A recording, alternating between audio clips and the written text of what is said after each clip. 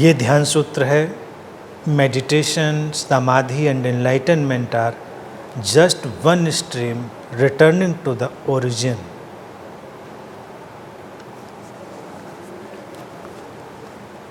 सूत्र कहता है कि ध्यान, समाधि और बुद्धत्व एक ही स्रोत में उतरती हुई एक धारा है, ये अलग अलग चीज़ें नहीं हैं।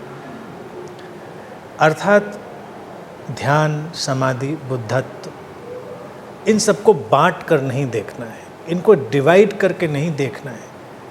वो एक उठती हुई लहर है जो अपने ढंग से उठकर उस ओरिजिन में, उस सोर्स में, उस स्रोत में उतर जाती है। ध्यान के लिए कोई अलग काम नहीं करना है, समाधि के लिए कोई अलग काम नहीं करना है, और एनलाइटनमेंट या बुद्धत्व के लिए कोई अलग काम नहीं करना है। एक ही प्रक्रिया है जो अलग अलग रूपों में प्रकट होती है। हम इसको ऐसे देख सकते हैं कि ध्यान जब घटता है तो ये चेतना में अंकुर का फूटना है। उदाहरण है बस, हर उदाहरण एक कॉन्सेप्ट होता है। और समाधि जिसको हम कहते हैं वो वृक्ष का पूर्णता पे पहुंच जाना, यानी कि जो उसकी संभावना विकसित होने की है, जो ऊंचाई है, जो उसकी व्यवस्था है, उस तक पहुंच जाना। समाधि ये है कि जो अंकुर फूटा था ध्यान का वो परिपूर्ण हो गया। एनलाइटनमेंट इससे थोड़ा और आगे जाता है कि जब वृक्ष पर फूल खिलते हैं, फल लगते हैं, तो वो खिलावट है। एनलाइटनमेंट खिलावट है, इसीलिए बहुत ही आकर्षक है, सुंदर है, उसकी सुवास चारों तरफ फैलती है।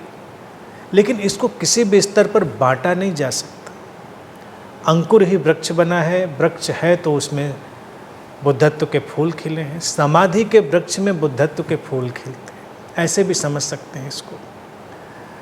तो केवल स्टेजेस हैं, इनको कम और ज़्यादा करके भी नहीं देखना चाहिए, क्योंकि फूल और फल के अंदर एक और बात छुपी होती है जो कि एनलाइटनमेंट में भी है, जिसको लोग वैसे नहीं देखते प्रायः, कि हर फूल फिर से नए बीजों का निर्माण करता है। वो अपने भीतर नए बीजों की संभावना लिए होता है, और फिर जब फूल विदा होता है तो पीछे से बीज आते हैं, फल विदा होता है तो पीछे से बीज आते हैं, बीज फिर से ज़मीन में गिरते हैं, फिर से नए अंकुर फूटते हैं, फिर वृक्ष बनता है, फिर फूल खिलते। ये प्रक्रिया है, ये अनवरत सतत प्रक्रिया है अस्तित्व में। इसीलिए एक प्रोसेस है, निरंतर विकासमान प्रोसेस, निरंतर विकास की तरफ बढ़ती हुई प्रक्रिया। तो जब एनलाइटनमेंट या बुद्धत्व का फूल खिला है तो समझे कि ये फिर से वर्तुल पूरा होने की तरफ है, फिर से इसमें कुछ बीज आएंगे। मनुष्यों में भी अगर हम देखें, जब कोई भी व्यक्ति उस चरम अवस्था में पहुंच जाता है बुद्धत्व की, एनलाइटनमेंट की, तो उसके उस अवस्था में पहुंचने मात्र से रहस्यमय ढंग से तमाम लोगों के अंदर ध्यान की प्यास पैदा हो जाती है। अर्थात ध्यान के बीज उसके अंदर पैदा हो जाते हैं, अंकुर फूटने लगते हैं। किसी के अंदर अगर ध्यान का अंकुर फूटा है तो समझें कि उसको अनंत ने पुकारा है, बुलावा आया है उसके पास, आमंत्रण पहुंचा है उस तक। कहीं कोई चेतना अपनी परम ऊंचाई तक गई है और उसके उस अवस्था में होने मात्र से तमाम जगह बीज बिखर गए हैं और वो बीज अंकुरित हो रहे हैं। फिर धीरे धीरे प्रक्रिया आगे बढ़ेगी, फिर वो खिलावट होगी, फिर उसी तरह से नए बीज पैदा होंगे। तो ये अनवरत चलने वाली प्रक्रिया है, इसको कभी बांट कर नहीं देखना है, ना कोई तुलना करनी है।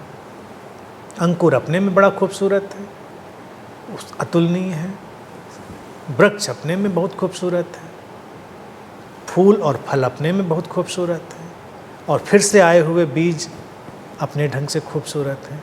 तो ध्यान अपनी जगह बहुत खूबसूरत है और महत्वपूर्ण है, समाधि अपनी जगह बहुत महत्वपूर्ण है, खूबसूरत है, बुद्धत्व अपनी जगह, कोई तुलना नहीं। वो एक ही धारा है, एक ही वेव है जो उठकर फिर से सोर्स में जाएगी और सोर्स से फिर से कोई लहर उठेगी, फिर वो सोर्स तक जाएगी।